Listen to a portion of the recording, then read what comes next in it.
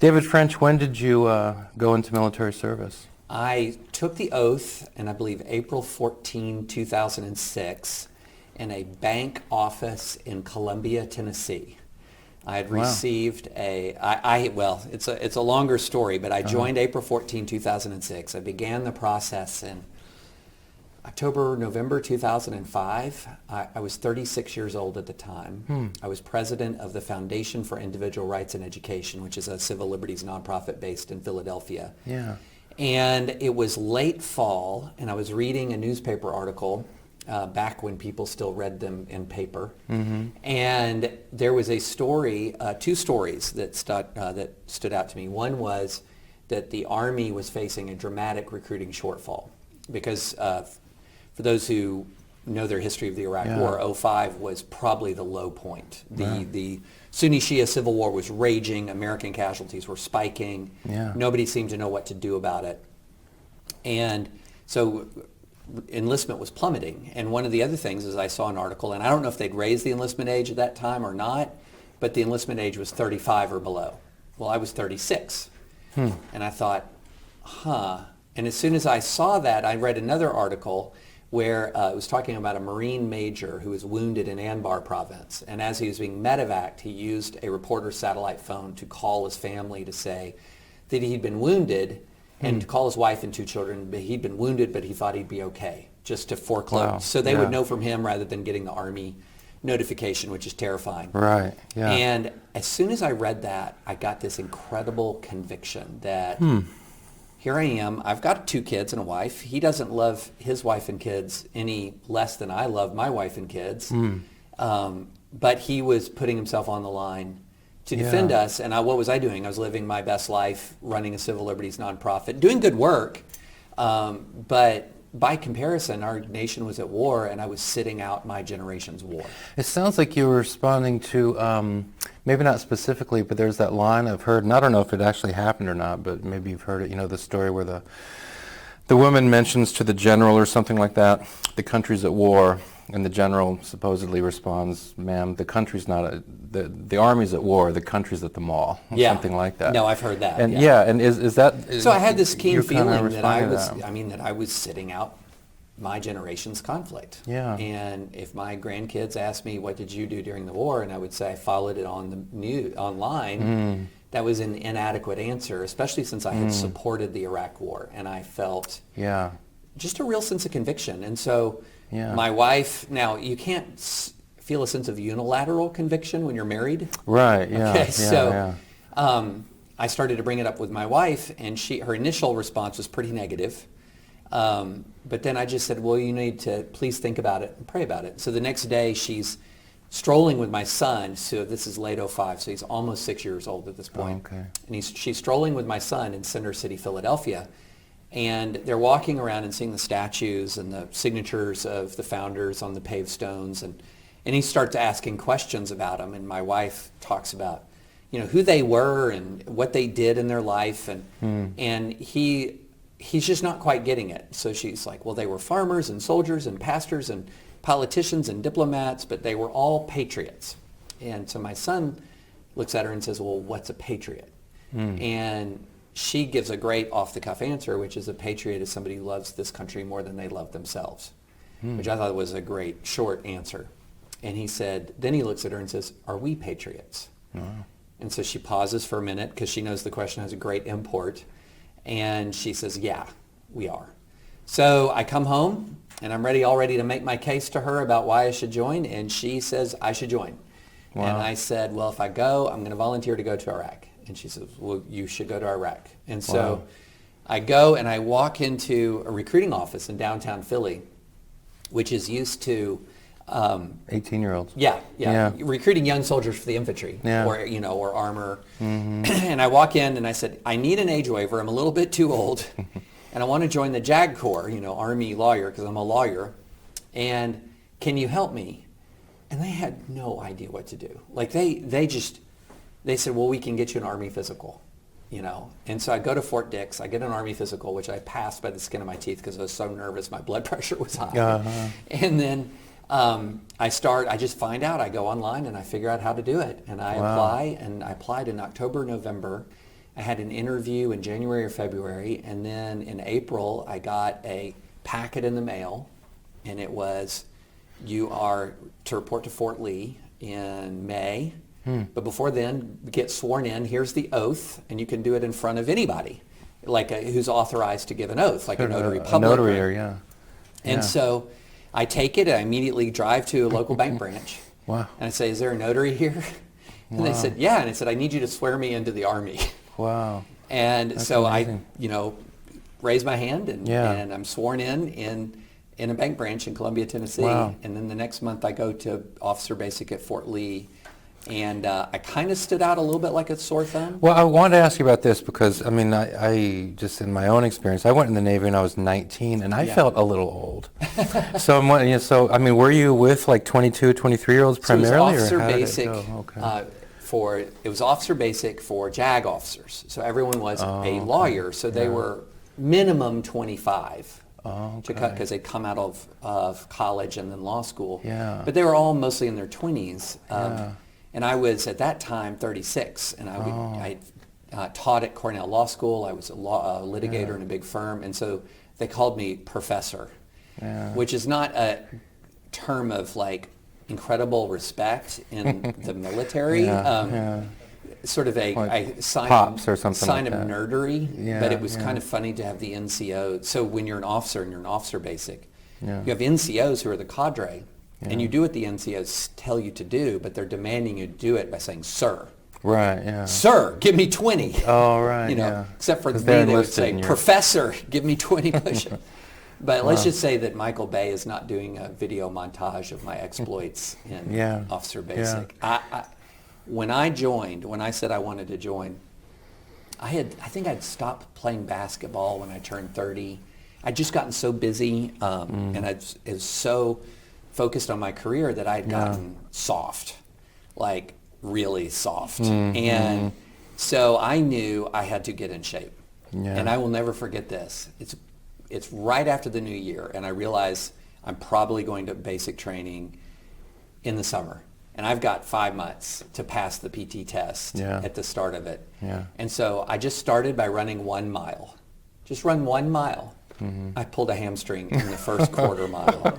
It was so bad. So I slowly went from totally sedentary. This is just a warning, y'all. Once you hit about 30, you cannot snap back into shape. Stay you active. just cannot. You can when you're 24, Yeah. but when you're 30, no. And so I thought I could just snap back into shape, and it took a while. Yeah. Now, JAG officer, I mean, so it's understood you're not going to be out leading patrols and things like that. Right. So did they lighten up a little bit on the physical? No, they tried to. Stuff, So or? it was 2 phases. You had the military education, and then you had the military legal education. Okay. And so what they, by the time 05, so this is 05, 06. Yeah. So by 06, it was pretty apparent that if you're going to deploy into Iraq, everyone had to have soldier skills. So prior to the Iraq war and prior to the Afghan war, there was a much more sharp division, at least the rigor of the combat arms, combat, services support. Yeah. And there was still a division. It was still like, it's not like I trained like an airborne soldier would train, right? Right. But people realize that you're going to be walking streets in Iraq. You're going to have an M4. You better know what to do with it. So you did train with an M4 and all so that, we did all of the, field training exercises, marksmanship, small unit infantry tactics, and we did that for the whole opening phase. Wow. And then you finish that, and then you go do the legal education. So the goal was that by the time you finished your officer basic and your JAG at basic course, that you're an Army lawyer who is also a soldier. Yeah. Now, they didn't quite get that. Yeah. So they've even changed it more as I understand it since I went through. So now I believe JAG officers, and somebody can fact check me who sees this video, but I believe that all officers go through a course similar to not identical, but similar to what Marines put all officers through. So you're going to all go through a much more similar kind of combat skills training set than they did even in 05. I was sort of in that transition period. Okay. And then you've got to go learn the Code of Military Justice. Yeah, you and learn the all that. UCMJ and Yeah, all that. And yeah, then, yeah. And then how JAGs are used downrange and things Yeah. like that. So let's fast forward to when you actually deploy. So how long roughly is it between training and deployment? So I finished my officer basic in end of June of '06. Yeah. And then I finished my legal training in April of '07. Okay. And then I immediately put in my name to volunteer to go downrange. And so I originally said I would go with what something was called, I believe, Task Force 134. I think that was the designation. All this is now more than 10 years ago. So, Yeah. so Task Force 134 was prosecuting Iraqi detainees in the green zone. Important job, but you're in the green zone. And so I was set to deploy for that in like May of '08. So this is April of '07. I was set to deploy for that in like May of '08. And it just hung over my head, so I've got like a year where I'm doing my civilian career while I'm in the reserves, and I'm about going to deploy, and I know I'm not going to deploy for almost a year. So then I got a notice that 3rd Armored Cavalry Regiment needed 2 reserve JAG officers. And they were going to deploy in October 31st. And I said, let's just do this. And I had several JAG officers tell me, if you're going to deploy with combat arms. That's just, then you're going to, that's when you're going to really be participate. Like that's when if you really are committed to this, go with a combat arms unit. Is that because that means a lot of captured insurgents are going to be coming in and things it makes like you that, more, or? as a JAG officer, much more directly involved in the fight. I see. Not to say that there's all kinds of honorable ways that JAG officers serve, but I really wanted to be there. You know what I'm saying? Yeah, I wanted to be there. Yeah, I hear you. And so I went with 3rd ACR, very storied unit in the Army. And when I got there, so I left October 31st, went to Fort Benning, had a very brief train up in Fort Benning, and then you get matched with the unit in Kuwait before they go into Iraq. And when I got there, the SJA, the Staff Judge Advocate, sort of the head JAG officer for the unit, said, what we're going to do is something different. We're going to take one JAG officer and put each one of our squadrons, so it's an armored cavalry regiment. If you're familiar with the military, infantry unit usually has brigades and battalions. So an armored cavalry regiment has a division, an infantry division would have brigades and battalions. An armored cavalry regiment, instead of a brigade and battalion, is a regiment and squadrons. And so I was with 2nd Squadron, 3rd Armored Cavalry Regiment. So what he did is he took a JAG officer and put them with each squadron. I see. So you're going to be with one of the line units where they're going to deploy. Yeah. And so I deployed to Eastern Diyala province, where our squadron was by itself about 14 miles from the Iranian border, co-located with an Iraqi infantry brigade. Wow. And we had an security area suppression counterinsurgency mission basically from the Iranian border almost to Bakuba, Iraq in Diyala. We'll have to hear a little bit about that. Let me just ask. I want to ask a question about when you actually do deploy, and then go back and actually talk about your memories of the whole lead up to the invasion of Iraq in 2003. In my years of interviewing folks related to war, I've found that wives always do a better job with this question than the guys do. But the question is describe now when you deployed, was it for a year? Understood, you're gone for a year? Yeah, it was, the actual term was like from October 31, 07 to October 30, 08. So, so the moment's come and it's time for you to get on the bus or get on the plane or whatever it is. Just describe that moment for us. Miserable. Yeah. So there's a couple of moments, like very significant, what I would call transitional moments, especially for somebody like me who was most of my career as a civilian, was a reservist. So number one is you're leaving. And so I had to report at Fort Benning very early in the morning on the 31st. So I actually left the day before. And I left in the pre-dawn hours. And on the night before, I said to my wife and kids that I'm going to say goodbye to you now, and then I'm going to leave in the morning early. Nancy would get up with me, but I didn't want the kids to get up. And so they were so sad. They slept in the same room that night. And so we get up, I get up in the morning, and I couldn't resist to go up and look at them, like one more time. And so this is awful, y'all. Don't ever do this if you're deployed. I go up to look at them, and my daughter, I had 2 kids at the time. Now we have 3, but my daughter opened her eyes and said, "Goodbye, Daddy." And I, put my hand on her head, and then I went down the stairs, and I got in the car, and I drove off. And I cannot tell this story without choking up.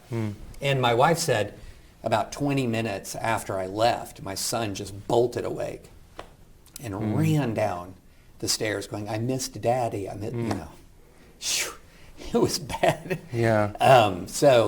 Well, you've done better than every other husband has funny. done. With telling that. And so, that story. So that was one, and I just didn't handle that correctly. Don't do that. You mean don't do that and don't wake them up? Don't wake them. If you're not going to wake them up, don't wake them up. Don't go up there. You sort of have to. But you just have to. So wake them up.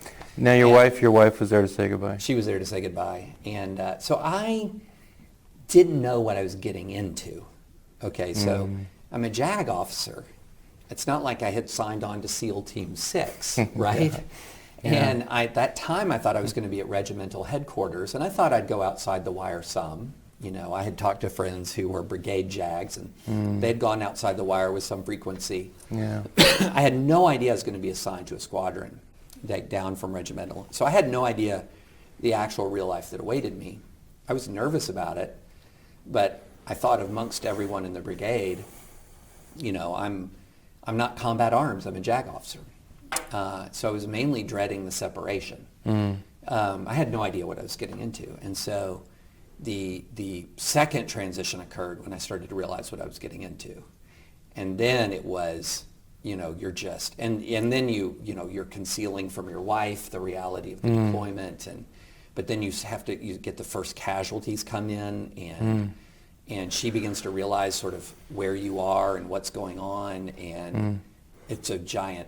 So see now some, again, when I talk to spouses, some wives say, and it always has been wives. I mean, eventually I'll get it where it's the guy who's staying home, but some wives say that they become very attentive and pay attention to the details on the news. Others say that they don't want to know and don't pay attention. How about your own wife? Well, my wife has always been attentive to the news, but we were in a part of Iraq that was very isolated. So our combat operations were not reported on the news. So there were very few reporters in Iraq, even though there was a lot of news about Iraq. Very few. And I think we only had 2 or 3 times in a year when a reporter embedded with us. So you could not, in fact, follow what was happening in my unit from the news. And the way you knew something terrible had happened is that all communication with the base would go dark. So the way it happens is if there's somebody who's killed in action or killed in an accident or they die overseas, there's a complete communications blackout. It's like pulling the plug. They just pull the plug on the internet because you have satellite communications back home. I was in the staff. I was a staff officer, and one of our staff officers was a communications expert, and we actually got an old purchase from a Marine team that was leaving, an old Iraqi Army dish, and he found a satellite, how to track a commercial satellite. So we put it on the roof of our building. Wow. It was like the oldest, grossest looking dish I mean, it would be somebody in any American would be embarrassed to have that old dish out in front of their house, but it was, and so he was able to track a commercial satellite. He used a sat phone to call the satellite company, and we got a custom internet arrangement and so we had our own internet network, and it was not fast, but 14 of us were on it, and which is just one thing that you will find is that soldiers in the field are inventive on making their lives better. Yeah. So now- we'd pull the plug on yeah. the internet, and that's how she would know Oh. that my emails aren't getting returned. I haven't heard from him in Yeah. a day, and then that, like, somebody's died, and so that dread and the pit of your stomach sets in. Now the military's blacking out the internet because they don't want guys to get on the email and just start. One thing about Yeah. soldiers is they overshare, Yeah. Yeah. and so Yeah. they would immediately, don't tell anybody but, Yeah. and then it would start, don't tell And then anybody it's on but. CNN the next day. There's or terrible something. stories of mistaken identity, Mm-hmm. because in the fog of war, like, you would have an IED hit 30 kilometers from the base, and we would get wrong information about KIA, about who was KIA. Killed in action. It would Yeah. be wrong. Yeah. And we're thinking, oh no, and then we're thinking one guy's okay and he's not, and one guy's not okay and he is, and if you didn't pull the plug on the internet, you would have, Oh yeah. it would Yeah. just be chaos back home. So in that story you told is poignant. Your son wakes up about a half hour afterwards, and now it sounds like things got a little sketchier than you imagined. So are we talking about mortar shells coming in and So, things like that, or- you fly into a place like Balad Air Base, which had this nickname Mortaritaville. Mortaritaville? Mortaritaville, and it was regularly mortared while I was there, but that's an So this is going to sound weird. Yeah. It was mortared, but I didn't feel in danger. Like, I felt in danger the first time I heard the sirens, but then I realized this base is giant. Okay, yeah. It's yeah. giant, and Yeah. the odds of one of those mortar shells falling on me is really, really, really low. And I took my cues from everybody around me. The alarm would go off, and they'd go like, Yeah. and they'd say, well, chances are the alarm goes off after the round is already impacted. Oh, yeah. Right. Competence. And so you're in Balad, and it's mortared, but you don't feel in danger. It's almost sort of like if your number's up from a mortar, it's up, and you don't feel in danger. And if you try to communicate that you're in real danger, you're kind of exaggerating, because it's such a big sprawling base. Yeah. And so then I go to our forward operating base, which was in the middle of the desert, is Forward Operating Base Caldwell. And it was so in the middle of the desert that we had absolute command of the countryside. Like, nobody could come up to us and fire mortars without us seeing them from far off.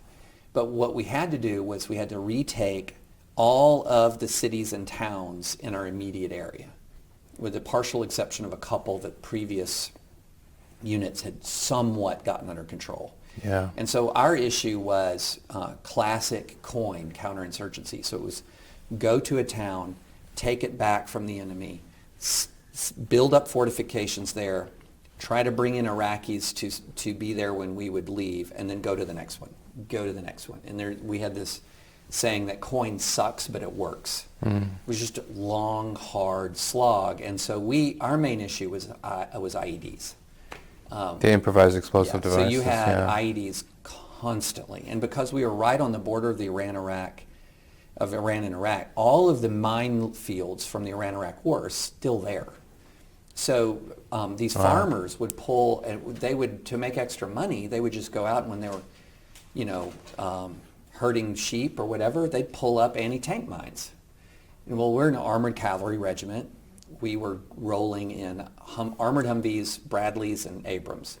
Yeah. And anti-tank mines were terrible for us. And so they would sell them to the insurgents, and they would do triple stack anti-tank mines. So they'd stack 3 anti-tank mines, and that would disable a tank. It could wreck a Bradley, and it would ruin a Humvee. And so we began to take serious casualties from IEDs. Were you on some of these? I was on all these convoys. roads Yeah. all the time. Wow. All the time. But fortunately, I was never struck by an IED, thank God. Yeah. Now I imagine you get to see your kids using Skype or something like that as time goes, or not so much. We didn't have bandwidth for Skype. Iraqi Really? satellite dishes are not great for high-speed internet. So Yeah. we did, this will date me, AOL Instant Messenger.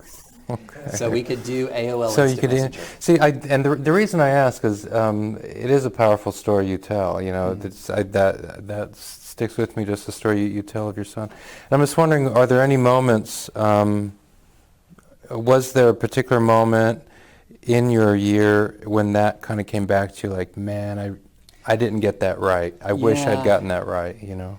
I mean, I think the other time I felt the worst was, I believe it was Christmas. And so I did not talk on the phone to my family basically at all. Wow. We had about 800 guys on our base, 800 guys, and we had, I think, 5 phones. And so, you know, as an officer who was on the base a lot, as opposed to some of the armor guys and Cav scouts who were constantly out, Yeah. I didn't feel right using the phones. Like I wanted, sense. I wanted the guys who had spent 3 weeks out in the field to use the phones. I didn't want them to be waiting on the JAG. You know what I mean? That fits the theme of where we were at the beginning. Just the sense of, you know, wanting to be in it and wanting to be involved, and but understanding the importance of what the folks are doing who are on the front lines. Yeah. You know, yeah. So I didn't want them waiting on the JAG. So I never used the phones. But on Christmas, I thought I'm going to let myself do it for 5 minutes. And we had a quick time limit so everybody could use it. And I remember calling home, and it was late at night, and I'd let it kind of die down, and I called home, and late at night, and I got my daughter on the phone. And this is no bad reflection on her at all. She is. So this is Christmas of 2007. So she's 9 years old, and it's Thanksgiving. So she's 9 years old, and I could tell she wanted to get off the phone. Like she had stuff to do. You know, she's a kid. She has stuff to do, and that crushed me. Like, that just crushed me. You know, here I am. It's the holidays. I'm incredibly homesick. I hadn't yet fully integrated into the unit because I was just the reserve JAG officer. You know, they hadn't learned to trust me, and so I'm feeling super alone, and I'm in Iraq, and it was just crushing. And Camille's the best, and like if we've talked about this in the That's years your daughter? since, in the years since, and she was stricken by it, like that. She made me feel like that. It's not her fault at all. She's a kid, she's a kid. Just a little bit similar, when my son was born, like 2 minutes later, we asked my daughter if she wanted to come see him, but she didn't want to until the cartoon she was watching was over. Yeah. So she came. We adults cannot import upon our children a proper appreciation for the gravity of any given situation. Yeah. Let's go back, because you mentioned in 2005, 2006 things are getting rough, and I play the video in my mind. I mean, like most Americans, I supported the invasion of 2003. I thought it was significant that Prime Minister Blair was with that. I thought, well, if that's the case, and the leadership of Spain, then that makes sense. And the French are weak, so who listens to what they who cares what they say? And so I supported that. And I, of course, the famous image of the landing on the aircraft carrier and the statue coming down and all of that. But then the IDs, as you've said, start going off, and things get really tough. So here's just a question about leadership. When you reflect on that period, and you get to Iraq at a tough time, I mean, you're there at a tough time. In the surge. Yeah, you're part of the surge, designed to tamp down the insurgency. When you reflect back on that whole time, the lead up to the invasion of Iraq, and then what you saw, 4 years after the invasion. Just what reflections do you have about the national leadership and getting into that situation? So I supported it, and I didn't support it just on the WMD basis.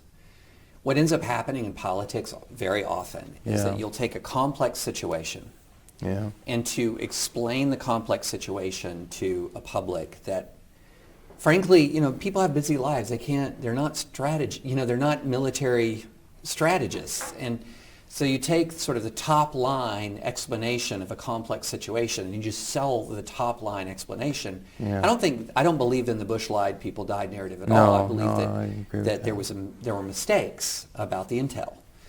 But it was a complicated, so, people ask me, why do I still support the invasion? And I'll go through facts. Oh, so you still do? Yeah, I mean, I'll go through facts and that they had no idea about. Did you know Saddam Hussein tried to kill an American president? right. Did you Yeah. know that Saddam's forces were firing on American forces virtually every day? With the no-fly zone? With the no-fly zone, Yeah. trying to shoot down American pilots virtually every day. Did you know that Saddam Hussein was one of the principal funders of the Second Intifada, which was destabilizing the Middle East? Did you know that Saddam Hussein he wasn't harboring al-Qaeda in the sense that there was al-Qaeda in Iraq, but it wasn't really being supported or protected by Saddam at that time. But did you know he was harboring terrorists? Did you realize that he was one of the single most destabilizing world leaders of the last quarter century? Did you know? I mean, and you could just go through all of the factors that made Iraq this unbelievable tinderbox. And there was a very strong argument. And did you know, the sanctions regime was crumbling, and that there was a very strong argument that just from a strategic standpoint, this was the time. Now was the time. And then I think a lot of what happens is we are very influenced about the wisdom of a decision by how the decision is carried out. And there was a debate, not much of a debate, because Rumsfeld really The Secretary squashed of it. Defense. Yeah. How many people should we use to invade? And this is one of the Right. fateful decisions. Right, yeah. And Rumsfeld wanted to go lighter, and some other, particularly Army leaders, wanted to go in much heavier. And the reason to go in heavier is that old, you've heard the phrase, you broke it, you bought it. Yeah. Colin Powell, I think. Colin Powell said that somebody's got to run this place for a while, and you just can't, you got to have troops. And the counter argument was, well, if we go in real heavy, we'll actually maybe spark off more of an insurgency because we'll be everywhere. And so we went in really light. And not only did we go in really light, we went straight to Baghdad with dazzling speed, dazzling speed. And the statue comes down. Statue and comes it's down, awesome. and then there's all these jihadists and Saddam loyalists all over the country going, nobody's fought us yet. Like, it's not like Europe taking down a European country and they hand over the sword and they surrender and everybody lays down their arms. It was a much more fractious place where Saddam had brought in a lot of people who were not going to surrender to Americans under any circumstances. And we just went straight to the heart of the place, take down the statue, and think, okay, now we're going to run the country. And I'm oversimplifying. I got you. But so when you look back on so first of all, you don't, I mean, I think I've said to the class, but it sounds like you have a different view, that it's hard to believe, but maybe, so I'm gathering you don't agree with this statement, that it's hard to believe, but maybe the world was actually better off with Saddam in power. You don't go See, with I that. reject that. I mean, I Yeah. think that we kind of have a beta test of what it would be like if Saddam stayed, and that's what's happened with Syria and Assad. So, and Assad's Syria was, by contrast to Hussein's Iraq, was far more stable. It had not launched massive aggressive wars against its neighbors. There seemed to be greater social cohesion in the Syrian, seemed to be from the outside. Not great social cohesion, but more so than Saddam's Iraq. Yeah. And he was a terrible Ba'athist dictator. But if you're going to say which of these two countries is more stable, a lot of people who are experts in the region would have said Syria. And then Syria comes apart in the worst bloodbath. Now, not to get into a debate, because I don't have a big dog in this hunt, but so I'm interested in your thoughts about it. I suppose someone may say, though, but Syria came apart because Iraq came apart and set in motion sort of this domino effect. What do you think about that? I think that's wrong, because Syria came apart as part of the Arab Spring. Yeah. And the Arab Spring did not start in Iraq. It started in Tunisia. Right. So Yeah. there was minimal impact the Iraqi war had minimal impact on, I believe it was a Tunisian fruit vendor Yeah. who set himself on fire Yeah, in yeah. 2011 and Yeah. launched Fed up this. with the corruption, wanted to bring attention Yep. to the So problem. then it launches from Tunisia and it just spreads like a tidal wave east. Yeah. So it goes to Libya, it goes to Egypt, it goes up to Syria, and so and then a lot of Americans were excited about it. You know, I remember. Early on, the Obama Well, administration was, this yeah. is fantastic. Taking And out Gaddafi and I remember Libya and all writing that. something back in 2011 and saying, sometimes revolutions end up more like the French Revolution. Usually they end up Yeah, like the that. American Almost Revolution. always they end Yeah. up like that. So I was like, Yeah. let's not be so excited about these mobs just Yeah. because they're using Twitter. So that does get me to a question then. So you say that one of the big mistakes in 2003 was going in with few A very light too footprint. few troops. Yeah, which I think most people would agree to. What about this? I don't have this specific question here, but I do remember. I mean, I supported the war. Looking back now, I'm kind of ashamed of what motivated that. I just kind of thought it'd be an awesome TV show for that sort of thing. But I do remember clearly telling students, so I support the war and the WMD thing. The weapons of mass destruction, that seemed perfectly plausible. But I do remember telling students, but this thing the president is saying that we're going to get a stable democracy in Iraq, that is not going to happen.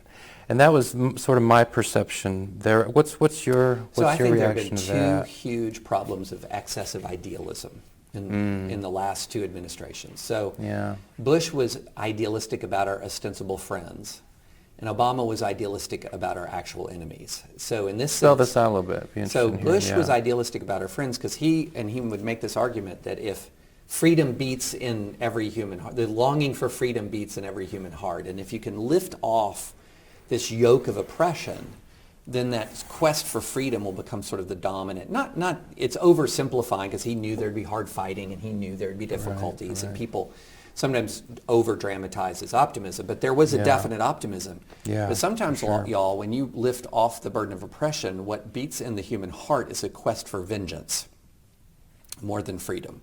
And that was very much the case in Iraq. And freedom is hard. Freedom's hard. It took a long time to develop in this civilization. And so, Yeah. so he was idealistic sort of about the underlying culture, but then so was Obama. So Obama comes in and his essential argument is, well, there's a very few hardcore jihadists. Like there's a very few hardcore, tiny few extremists was like a phrase you would hear. Yeah. But if we can, there are also a larger group of people in the Middle East who have legitimate grievances with the United States. So legitimate grievances. So if we can deal with those legitimate grievances, like the American presence in Iraq and the existence of waterboarding and some of these other excesses in the war on terror, Yeah. that you can remove some of the justification for jihad, and you're left with these tiny few extremists that we can deal with. It's all manageable. Yeah. Well, it turns out that there weren't such a tiny few extremists, and that by the end of by the middle of Obama's second term, he's facing the largest jihadist army the modern world had ever seen. In the form of ISIS, yeah. And so he had to come back into Iraq. He had to go into Syria, which Bush never did.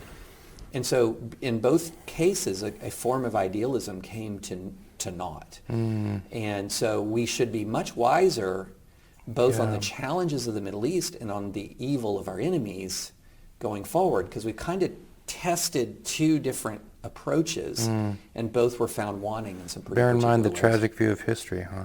Right. Yeah. Well, then gosh, there are a few questions I want to ask you, but I mean we're kind of there now. So I don't want to talk about current politics, but just kind of what's going on in the news right now. I mean, just you mentioned this relic from the past. I still read paper what is that newspapers. exactly? The Wall Street Journal here. Maybe just the photo on the front. More than 100 dies. Iraqis protest corruption, lack of jobs, etc. And so Iraq is in the news again, and seems like it's maybe not the most stable place. And then of course the big news is the president's decision to withdraw from Syria, and then northern Syria, and now Turkey's invaded Syria, and who knows where it will go from there. And what I'm hearing the president say is, effectively, he seems to be saying, look, the Middle East is a catastrophe, and let's just get the heck out, right? And now, so you've been there, and you've seen it, and it sounds like you've certainly seen Iraq. You worked with Iraqis, I gather, a bit. Oh, I was all over Eastern Diyala province, yeah. Okay, so you have some insight.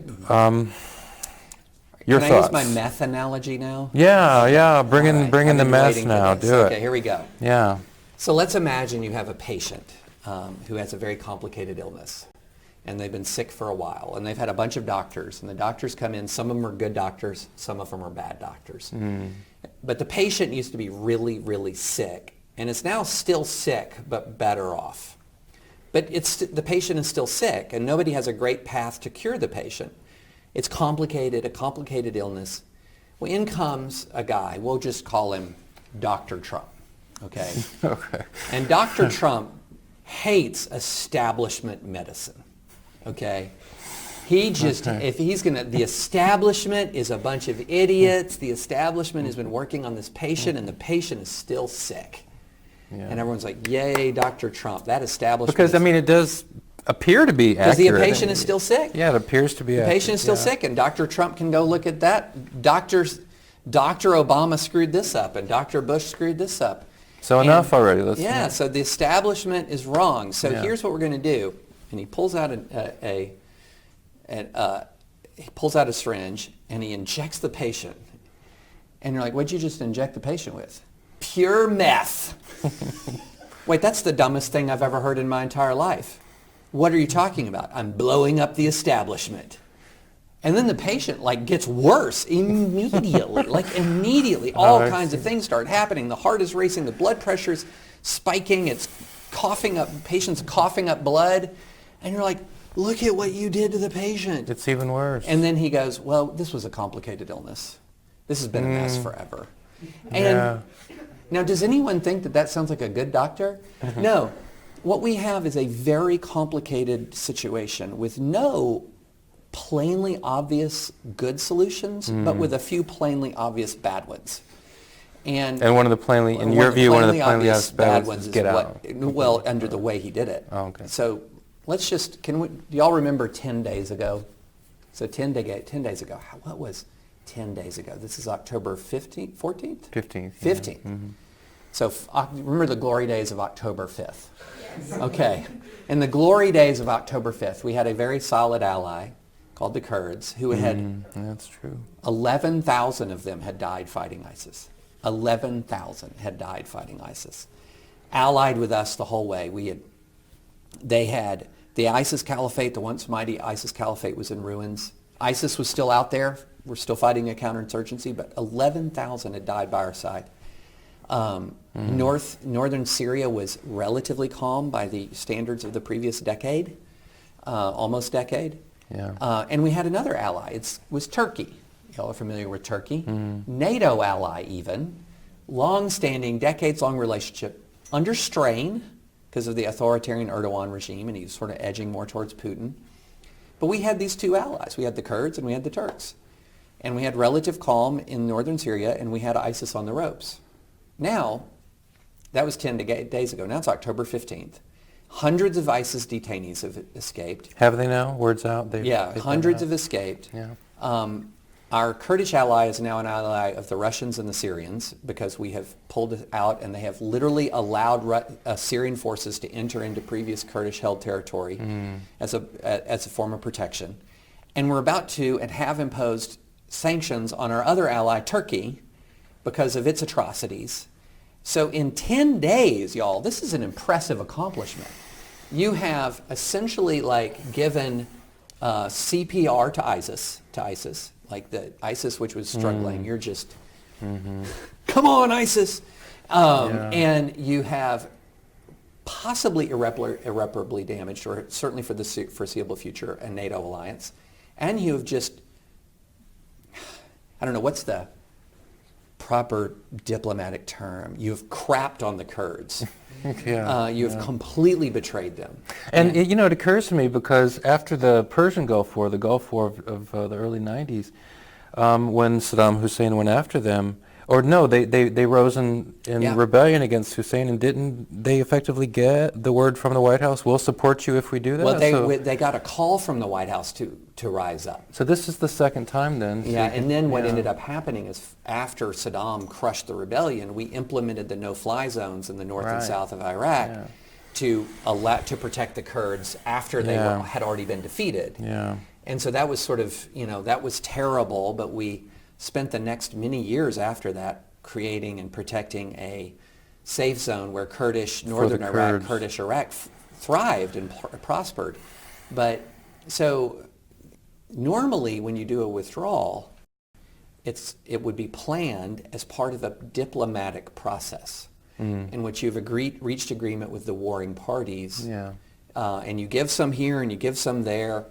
And it's very hard and it might take a while, Yeah. but that's what you do. Whereas actually, there are many reports that essentially say Erdogan bullied Trump on a call, which is completely consistent with who Trump is. Trump is not a strong man. He's a very weak man with zero character who is blustery in public, and often weak in private. And so you've heard of the Teddy Roosevelt speak softly and carry a big stick. Trump is tweet loudly and capitulate to authoritarians. And that's a horrible foreign policy. Like, that's just horrible. So, but I don't want to get into politics. Yeah. I want to ask you one more current events question, and then we'll go back to history. Speak to the recalcitrant American who's saying, "I hear you, and what's happened with the Kurds is rough, but it's a rough world, and enough already with the Middle East." The American people have two goals that are incompatible, and we just have to face this reality. Yeah. Here's goal number one: I want to be safe from terrorism. Here's goal number two: I want to end the wars. Yeah. Choose one. It's that simple. Choose one. If your choice is I want to end the wars, you will choose not to be safe from terrorism. If your choice is to be safe from terrorism, you're making a choice not to end the wars. It is that. You can take all of the complexities in the world and it boils down to that. And so what we have are politicians who say, no, you don't have to make the choice. You can be safe from terrorism and you can end the wars. That was one of the motivations for Obama getting out of Iraq entirely in 2011 is, hey, this is over. American people are sick of being in Iraq. We're going to just get out. Yeah. In a very short time, in 2014, you're facing the worst terrorist army in modern world history. You're facing spiking terrorist threats at home. You're facing terror attacks in all the great cities of Europe. You're watching beheadings live on television, including of Americans. Yeah. And so you just keep getting this. Because a lot of these ISIS guys were formerly Iraqi insurgents, right? Who just retooled and became ISIS. Some of them, and some for Syria, and then Right. hundreds Then and you've got hundreds of the- people were drawn. So the foreign fighters that's the who come in. reality. You can be safe from terrorism, Yeah. or you can end the endless wars. You cannot be safe from terrorism, and because here's what we know. Terrorism is very difficult to stop, even when you're forwardly engaged in their core operating areas. Yeah.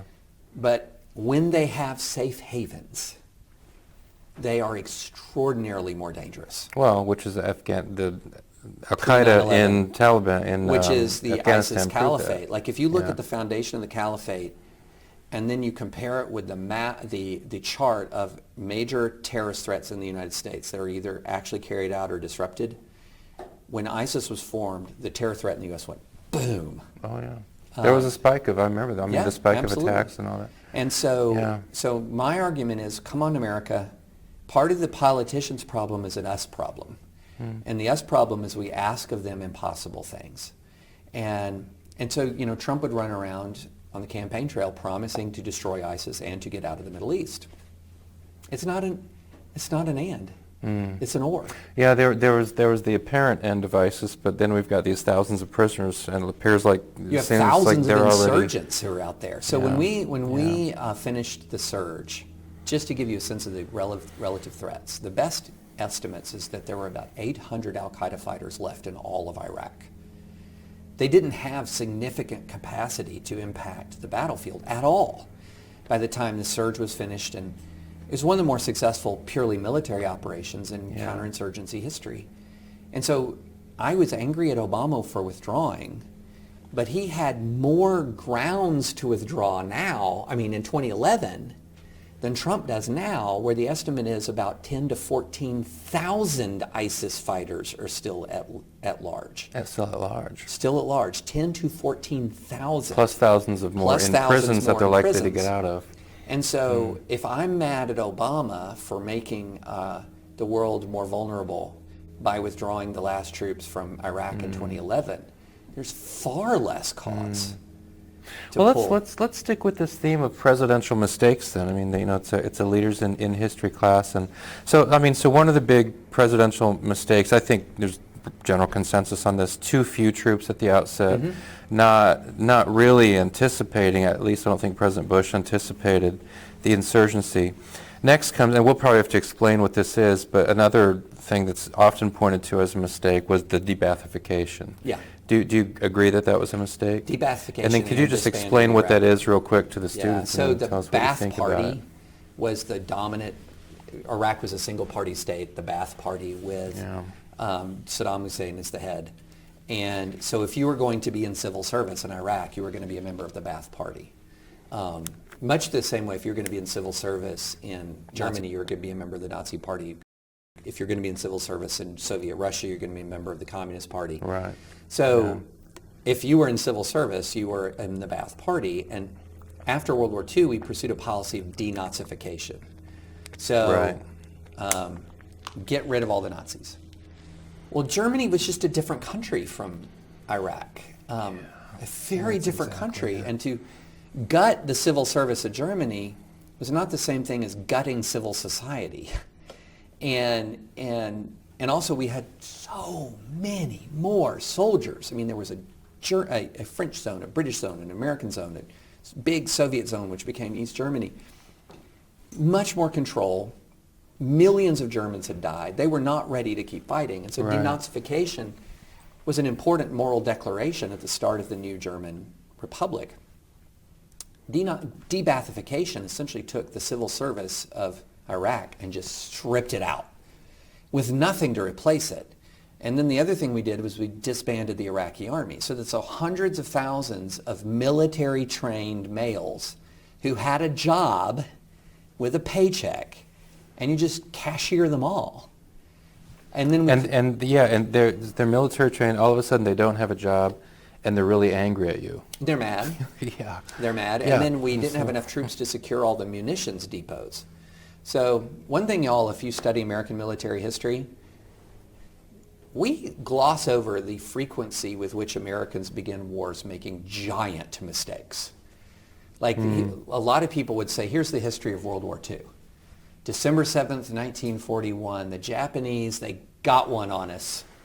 Then it was #America, and in 1945 they surrender. No, we got hammered for months and months and months. Bataan, Wake Island. You just go down the line. Guam, Wake. The Brits in Singapore. It was all over the place. And then the first time we really faced the Germans on land, in a land battle, was Kasserine Pass. Got slaughtered. And so... North Africa. North Africa. So we have this pattern. Look at the first couple of years of the Civil War until Lincoln was able to settle on Grant. Look at the opening phase of Korean War. Look at the opening phase of the battle against the Chinese in the Korean War. Look at the way in which we couldn't quite figure out how to fight the Viet Cong or the NVA for a long time. We make mistakes in wars early. It is a common American phenomenon. And we made big mistakes to open the war in Iraq. And then we corrected them in the surge. But by that time, sort of the public narrative of the war, I think, had just totally set in. Oh yeah, folks are turning against it. So the students understand, de-Baathification is you've got the civil service, but the analogy is denazification. So we're going to de-Baathify Iraqi society. But what that means is you've a lot of talented people, a lot of smart people and have just lost their jobs, and then we're going to disband the military, so now a lot of military trained men have just lost their jobs, which then makes it appealing if somebody comes along and says, well, if you fight with the insurgency, here's a paycheck. So you have no military suddenly. You have no real government suddenly. Yeah. You have, so two of the biggest employers in the country just go out of business. Yeah. You have a fractious and divided society anyway. Yeah. It's awash in massive amounts of arms because you Yeah. haven't secured the military, the depots. Yeah. And ancient hatreds that bubble to the surface. Yeah. It was horrible. So I have a question for you. I mean, as someone who runs in circles that run in Washington, D.C. and, among, what's the establishment? Yeah. Right? You're an establishment kind of person, I think, or at least you operate in those circles a little bit.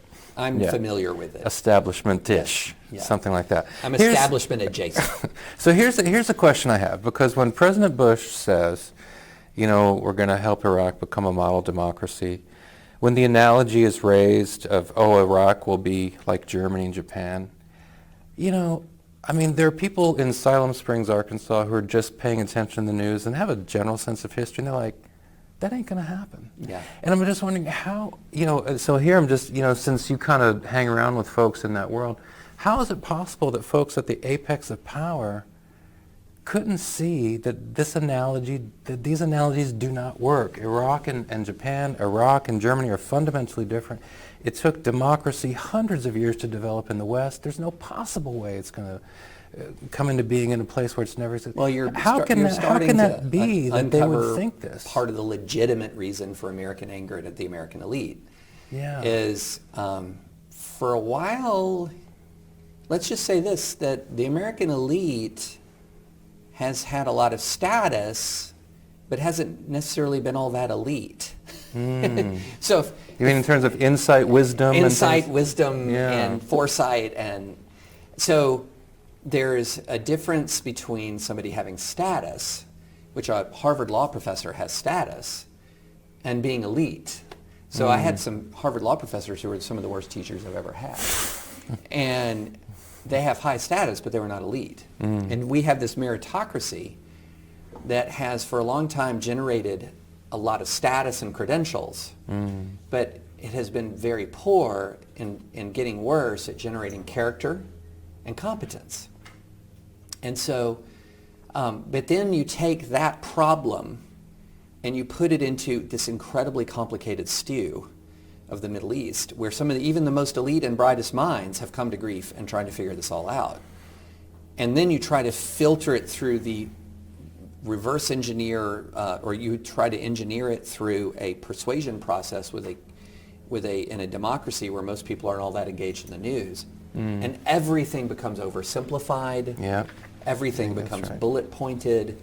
And people make the Nazi Germany, Japan analogy, often not really believing it, but just sort of casting that as a best case.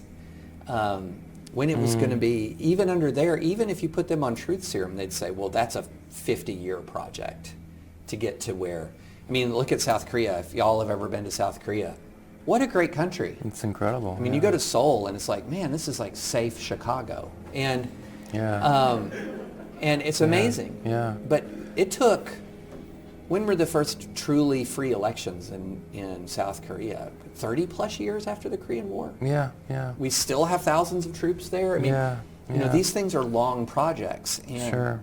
And so, a lot of us were like looking at the Iraqis holding up the purple finger where they voted, and they're like, ugh.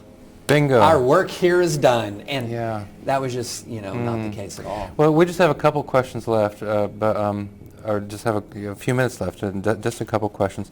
So on that, the famous images, the folks vote. Of course, it indicates that there's a problem with trust because we have to make their fingers purple to make sure they don't vote twice, right? So it's great that they voted, and so we have the pictures of the ink with, the fingers with the purple ink and all that. When you were there, so you've been there, you've worked among Iraqis, you've at least got a taste for how things work over there. Did you ever at any point believe, or do you believe now that Iraq, well, let's keep it historical. Did you believe at that time that Iraq could become a somewhat well-functioning democracy? Did you ever buy that, or did No. you ever agree with that I mean, part I of the... thought, before I went there, I thought that. And then that didn't survive first contact with there. And now, that's not to say 50 years from now, 70 years from now, 80 years from now.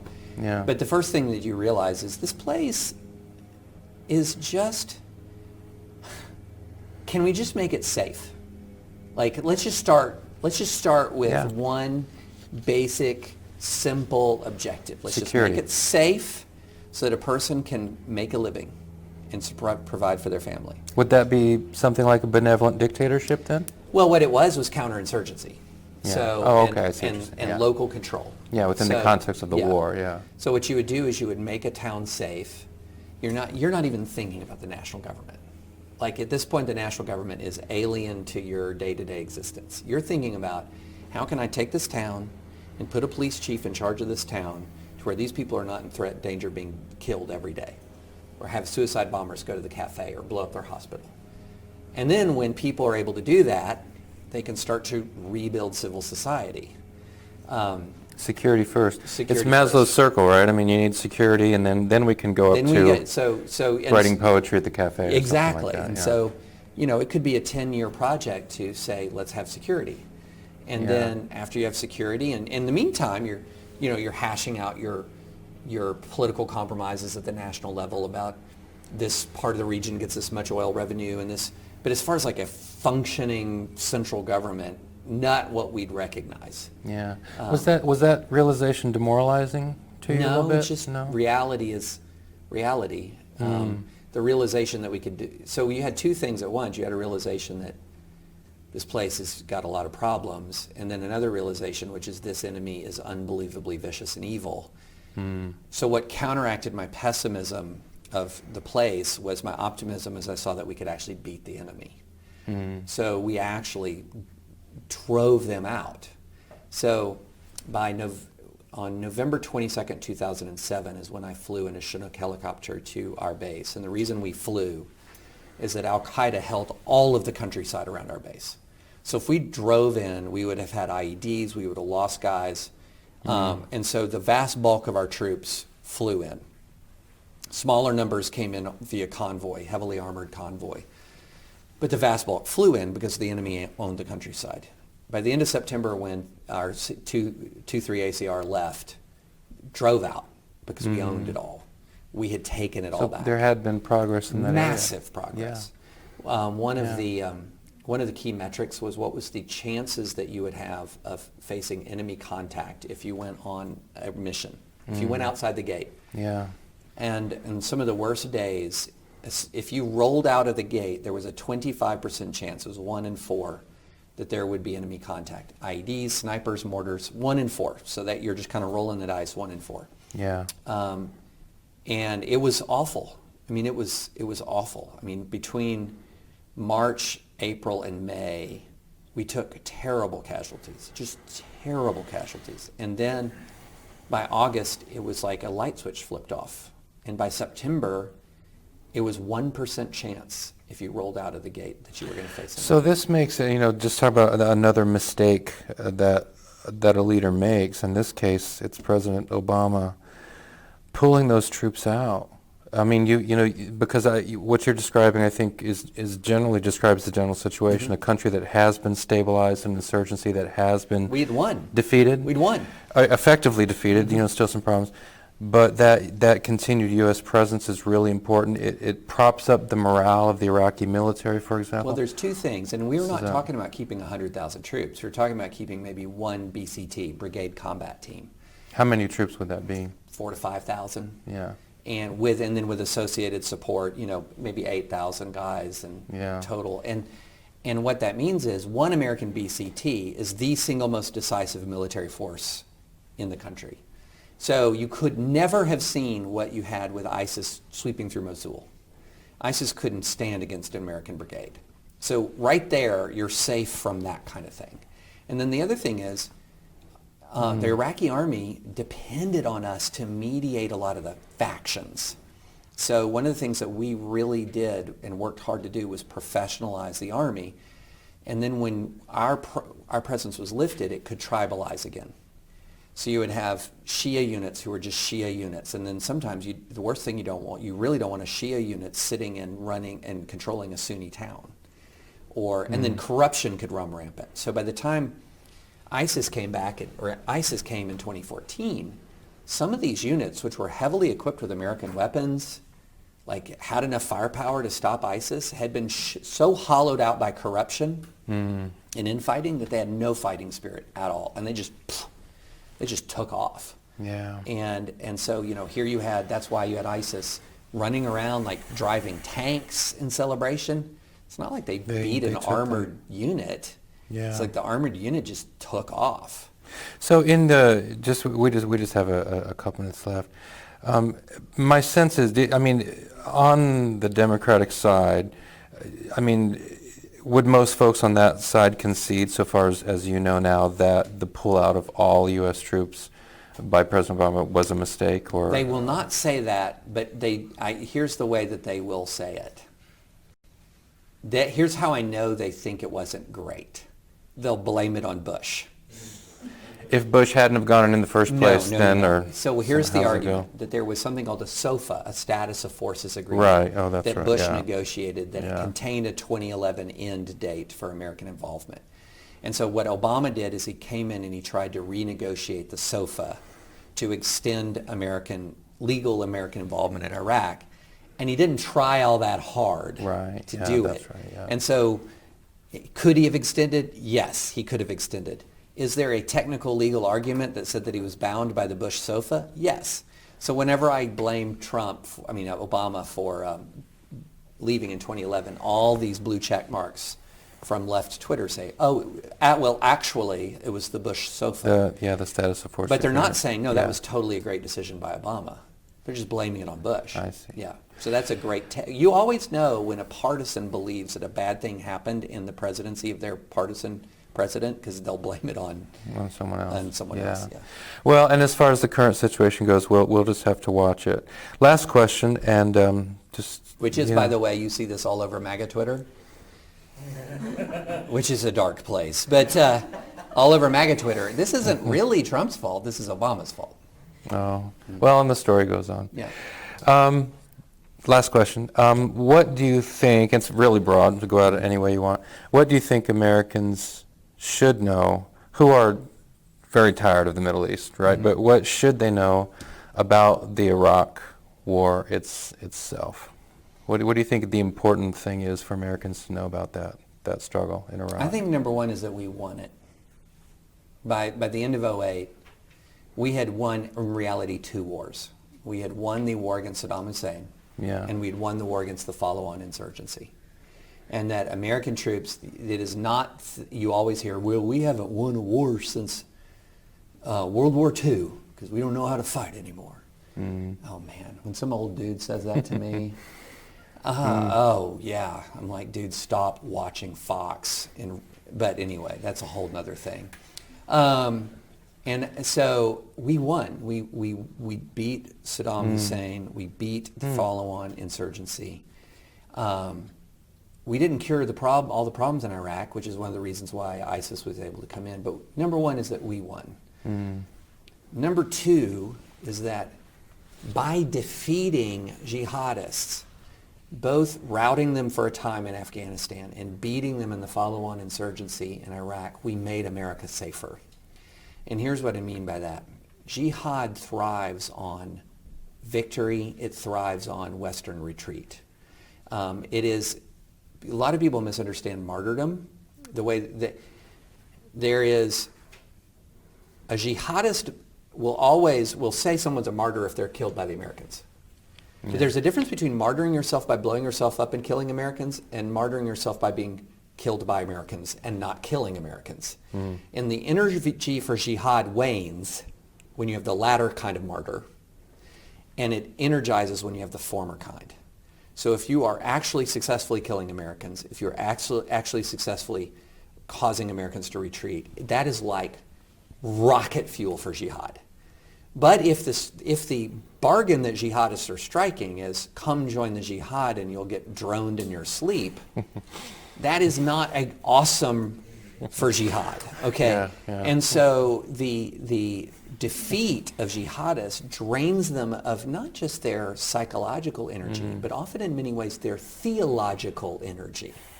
It drains them of their power to make that religious argument.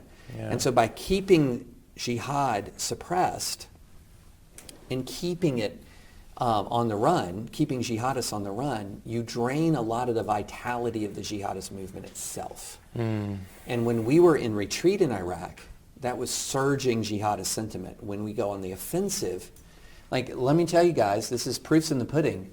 You know, the ISIS caliphate has been reduced to rubble. You do not have hundreds and hundreds of Europeans heading down to ISIS to fight now. You don't. True. That's true. You don't. I mean, and so one of the things I think is we won the war. We took a lot of, while we were successfully prosecuting it, not when we were in a state of chaos and retreat, but while we were successfully prosecuting, we were removing a lot of the energy from jihad. And then number 3 is it's that point I made earlier, just going forward, it's either you're safe from terrorists, or reasonably safe from terrorists, or you're ending the involvement overseas. It's not both.